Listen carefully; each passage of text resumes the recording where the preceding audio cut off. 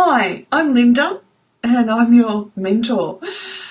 I just want to duck in, grab a coffee and just have a quick chat because we've been dealing with expectations the last couple of days, and it's been interesting, the conversations that have been unfolding, and I realised that we needed to ask ourselves some really important questions for self-reflection. So if you were to sit down and take 5 minutes and ask yourself these questions, it would give you time to examine what's happening for you in your life. And especially if you're a bit more mature aged, as in not 18, but maybe at 18 it'll work, but definitely a bit more mature aged, quite a fair bit's happened in life. And I'd ask the first question, where in my life did I expect it to be different? Now, that could open up a whole lot of, not a can of worms per se in a bad sense, but what it will do is open you up to being able to reflect on where it could have been different, or what you expected out of life and why didn't it happen. So why didn't life turn out as I expected? And I know for me, the first thing I'd put my hand up for immediately was marriage. Marriage did not turn out how I expected at all, okay? And the problem was, pardon me, the situation was certainly with my first marriage that we had premarital counselling. We had quite a number of weeks of, self-examination and reflection, and what do you expect after you're married, what are your goals, what do you want as a family, how do you want things to be. But at the end of the day, it didn't work. And it didn't work because we didn't actually know ourselves. Those expectations were just something that really had been handed down to both of us from a combination of what we were raised with and a combination of what we as individuals wanted, or certainly what I wanted. I never, ever, ever wanted to be divorced because I knew the extreme agony I'd gone through. One, with my parents' divorce, and two, having a multi-strand family. And look, it's not just my parents. My family was multi-stranded before I came along. So it's... And look, I believe that's happened for a lot of us too, that in times when it wasn't socially acceptable, our families were multi-stranded. I have step great-grandparents, for goodness sake. So my point is, the expectations that we have for, even if we focus on what we had for ourselves, what happened when those expectations weren't met?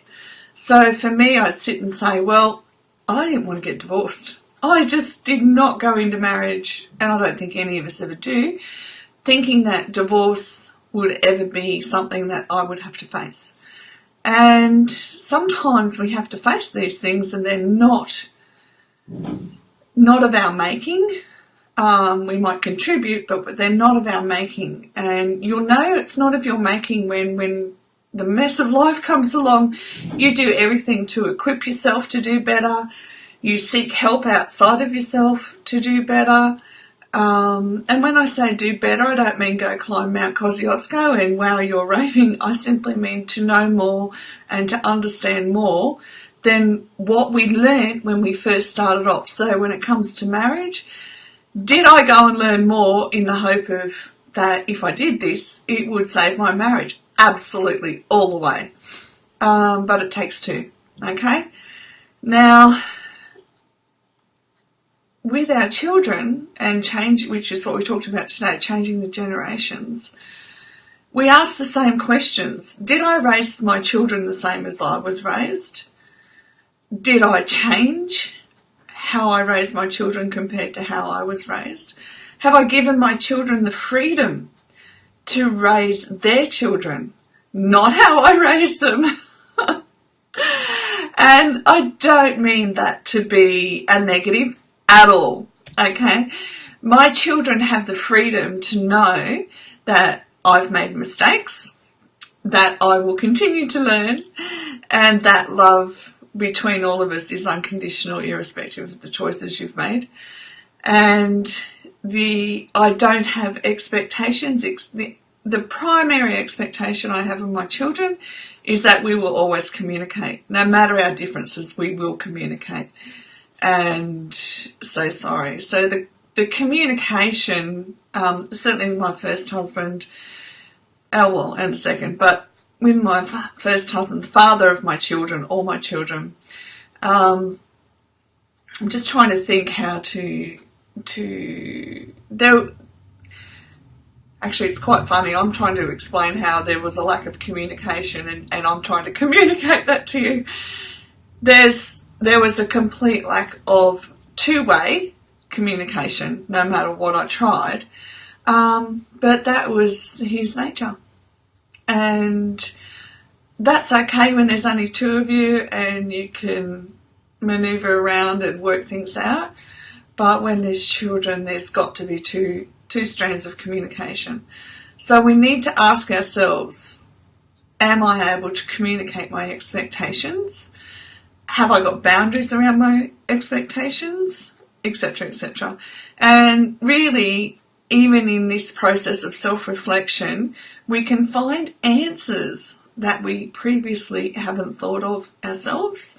If we take time, slow down our breathing to 5 seconds in and 5 seconds out, slow down our thoughts, slow our heart down, and just be in this moment and ask some questions around expectations.